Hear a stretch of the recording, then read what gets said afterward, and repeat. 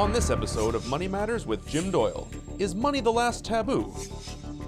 Experts Allison Jones, Ida Harvey, and Darren Hutt share some advice on talking about money with your spouse. Plan more, worry less. This is Money Matters with Jim Doyle.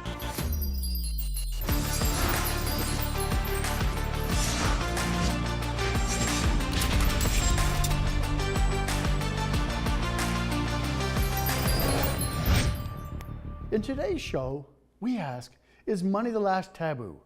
Many couples have different financial DNA.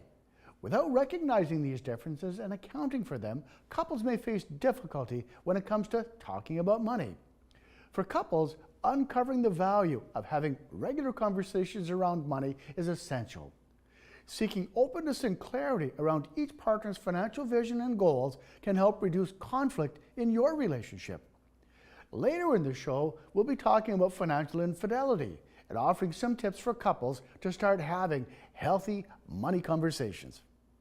But first, I sent Paige to ask, are financial secrets really secrets?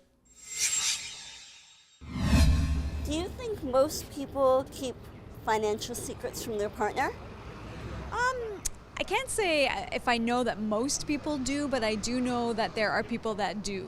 So I think there are instances that people do keep financial secrets from their partner. Yes, I think they do. I think people have debts that they've incurred from student debt or maybe financial debt as far as being married and divorced. There's also that aspect of as well. And I think there's a lot of problems that occur when you have a lot of debt or no debt at all. And maybe one person has money and the other one person doesn't. I'm sure some do, but mine definitely doesn't. For sure I do. I think there's a lot of people who have kept secrets from their partner and only for it to destroy the relationship. Now, between couples, are financial secrets really that innocent? Allison? Ida? Well, I think that financial secrets can be very harmful for a relationship. And although it's okay to have privacy, when we start keeping one secret, it becomes very easy to start keeping other secrets. And as Allison was saying, secrets in a relationship, it's never healthy. And that could make the other person feel uncomfortable, not trusted, so it could be really bad for the relationship. It doesn't mean that they have to share their money, but they don't have to keep secret about the money that they have. I think everybody needs to still have some autonomy, and we need to have choice. But I think that if we're going to withhold and not share these kind of conversations, then we're not creating a very good foundation for success in other areas in our relationships. One person shouldn't be the one that keep all the stress about the money either. It's not always about control, but one could feel like I have to be the one supporting the family, so I'm keeping everything, so they could have debts and they have the stress and the other person doesn't know about it. Well, listen, we've been talking about some wonderful concepts here. We'll be right back. What I've seen in working with families is that the person who doesn't have the information can feel like they don't have control of their choices, of their finances, of their future.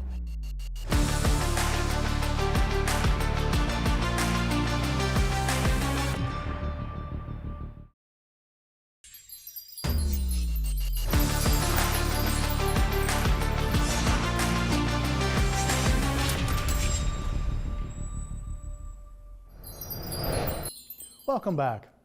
We've been talking about keeping financial secrets from our partners. Coming up, we'll be talking about financial infidelity and why couples feel the need to keep secrets. Allison, why is that? Well, usually people are keeping secrets because they are feeling embarrassed, ashamed, guilty, and also sometimes they're keeping secrets because they don't want to change their behavior. Yeah, and as Allison was saying, there's a lot of emotion related with finances. As she said, like there's shame, there's fear, there's not having enough confidence to talk about it that makes it that, oh, I'm going to keep it a secret. Or there could also be like controlling. You want to control the other person, so I'm going to control the finance. That way I could control the other person. What about being judged for the decisions that you've made? And I think that's a big piece too. People fear judgment, right? They fear somebody judging them, looking down upon them. And a lot of people have made bad decisions. That's part of being human. The thing is, we don't learn from our bad decisions, our mistakes, if we can't take a look at them. Yeah, and unfortunately, we're in a culture where like sometimes we feel our worth is how much we have, and sharing like, oh my God, I have a big debt. No, I have a big debt. That could be like, I'm feeling judged. People are going to judge me. They're going to say I'm irresponsible, you know? Trust is such a powerful concept. I met up with Darren, a family mediator, and asked him about financial infidelity. So Darren, when we talk about financial infidelity, is that a loaded term? Yeah, I think that is a loaded term. What does that mean? This is the idea that you're keeping secrets for your own benefit, but maybe not for the benefit of the other person. That's a loaded question. I wonder if some people see it that way, though. They may think that they're keeping secrets from their significant other for the family's good or for their good. And I get the division of labor part of it. Some people handle finances, some people don't. But I think there can be some real consequences for a family when both people are not making decisions together. Well, Darren, I'm tempted to ask, what would be some examples of financial infidelity? In some families, one person will keep information away from the other, like the debt load and what the full debts are, what some of the investments are, maybe what's left on the mortgage, what's going on the credit card month to month. What I've seen in working with families is that the person who doesn't have the information can feel like they don't have control of their choices, of their finances, of their future. They can feel like they can't really trust the other person because things come up and you discover things maybe and you go, what's happening here? Why is this going on? And then trust is diminished. And at the end of the day, if this problem is not cured, where does this ultimately go? Well, people need to eventually get help for that. And hopefully they meet with somebody who's a financial expert, someone such as yourself, to help get that worked out. But obviously, I see families that go right to the end and get into very difficult situations because of that and other issues of mistrust. I'm going to pick up where Darren left off. Allison, Ida, what happens if this problem isn't resolved? Well, when there's secrets or infidelity in a relationship, it's like cracks in the relationship and it undermines the foundation. And it could ultimately undermine it to the point where it really does sink or fall apart entirely. We suggest that they start talking about it from the beginning of the relationship, but if it doesn't happen, it's never too late. And as Darren was saying, it's good to seek for professional help. If you're not comfortable talking about it, ask for help. This is the thing with secrets and lies, basically, is they do undermine the relationship tremendously. Yeah, exactly. And we're not saying that it's going to automatically bring you to a divorce or separation, but it just damages the relationship. Any kind of secret damages the relationship. I'm hearing secrets are toxic for relationships. Let's go back to Paige as she asks about the importance of getting your partner engaged in financial conversation. If people are reluctant to have financial conversations, do you think that should be taken as a check engine moment in the relationship? I definitely do. I think that that's one of the first things. It's like financial health is relationship health. And definitely, if you're not on the same page financially, that's the foundation of a lot of issues that can happen in the relationship in the forward moments.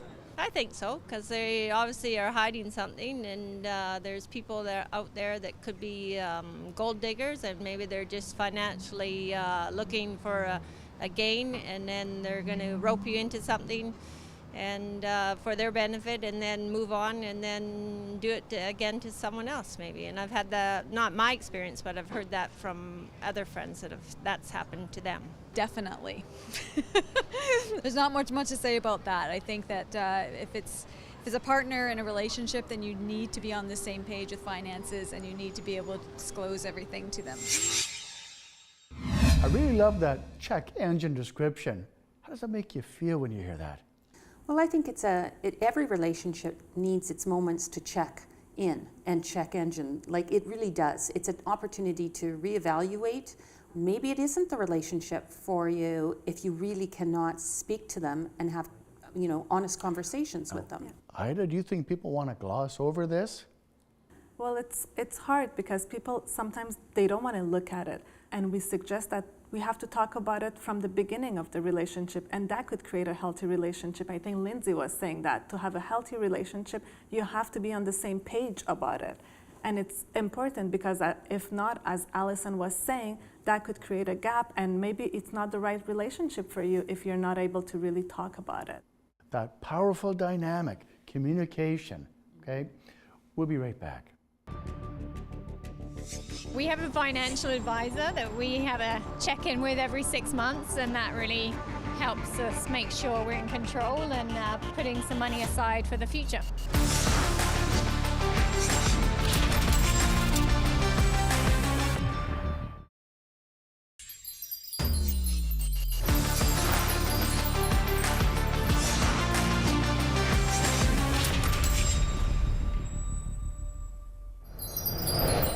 Welcome back. Financial conversations are so important to healthy relationships, not only for talking about where you are financially, but talking about your long-term goals and living the life you want. In my experience, many couples don't know where to start these conversations. Why do you think talking about money is taboo? Well, again, it's some of those strong emotions that are attached to money.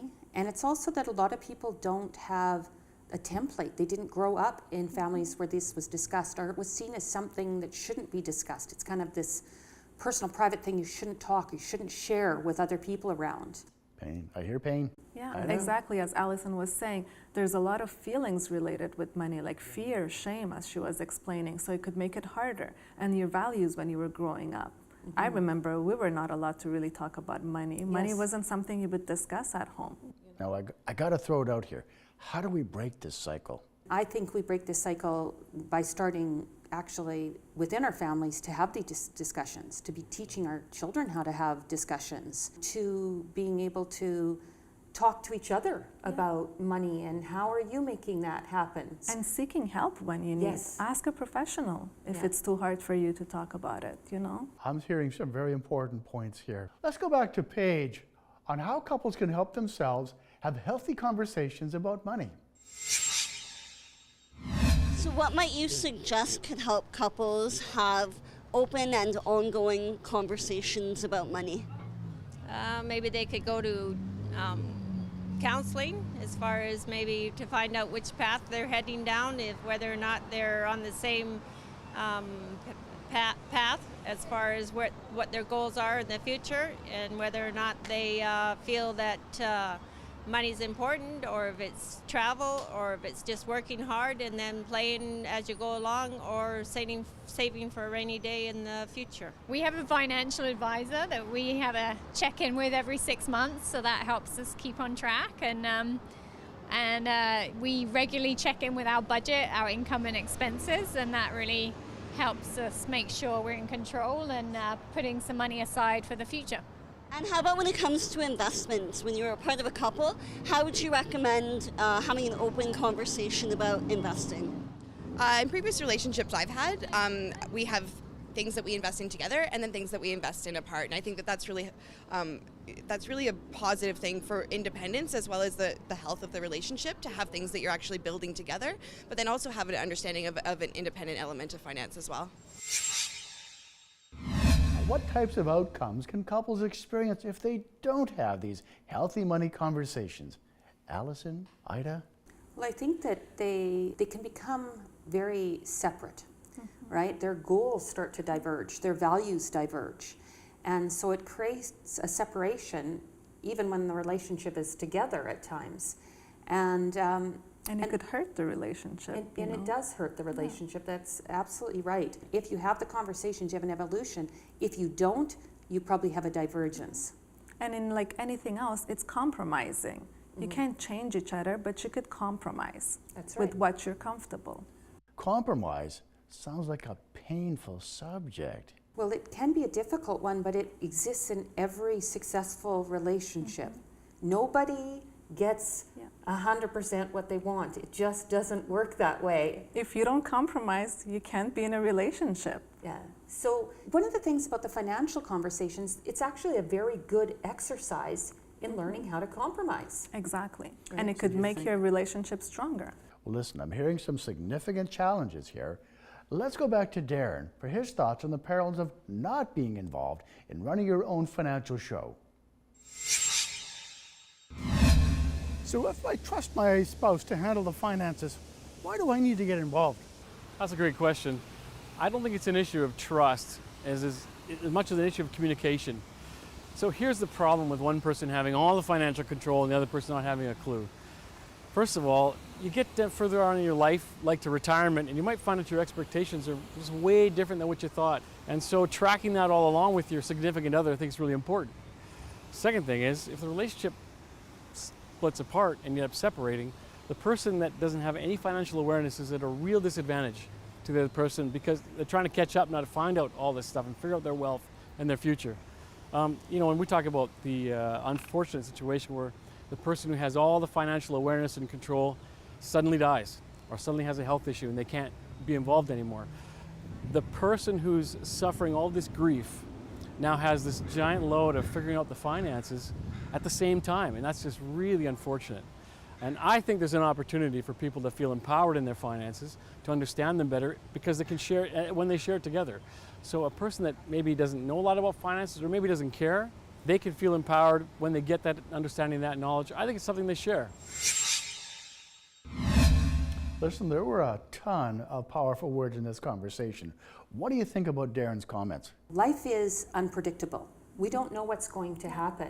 Something could happen to your partner, and you would be left so vulnerable if you didn't have the knowledge. Exactly. So even if it isn't your strength, you're actually protecting each other and all the things that you've built together by making sure that you're sharing information. And as Darren was saying, sometimes life happens and you're divorcing, and suddenly the person that didn't have any knowledge about finance, not only they're going through a divorce, now they're going through the time that they have to learn about finance. That's a big burden on someone. I'm hearing here, share the load, share the experience.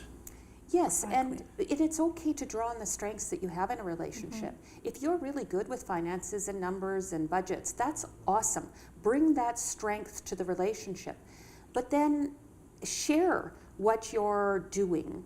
And make it fun, you know? It doesn't have to be boring and numbers. Like one person could do all the finances, but sit together and show the finance, show what you have, show how much you have on the mortgage.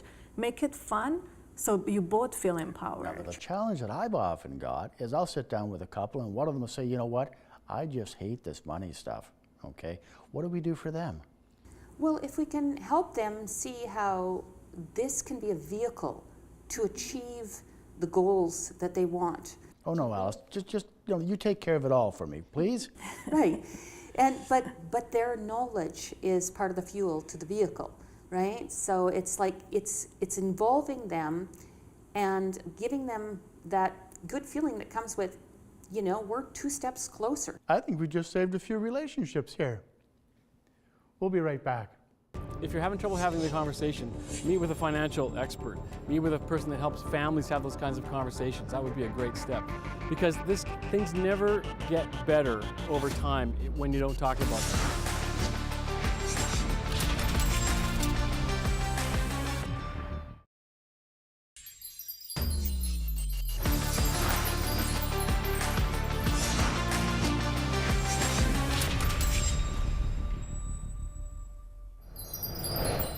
It's time to get our panel's final thoughts on money doesn't have to be a relationship wrecker. Ida, your final thoughts if I can. So I think what is important to remember, try to talk about it as early as possible in the relationship. Let's not keep secrets in relationship. It's never healthy to do that. If for you talking about finance brings a lot of feelings like shame, as we said, fear, or just not understanding, seek for help. There's a lot of people out there that could help you, financial advisor, financial counselor. They could help you make it easier. Maybe not fun, but you could also make it as a fun activity. And that could empower both of you.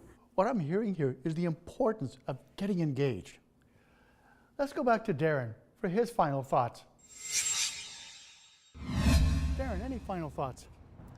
Yeah, here's some things that I would suggest for people to think about.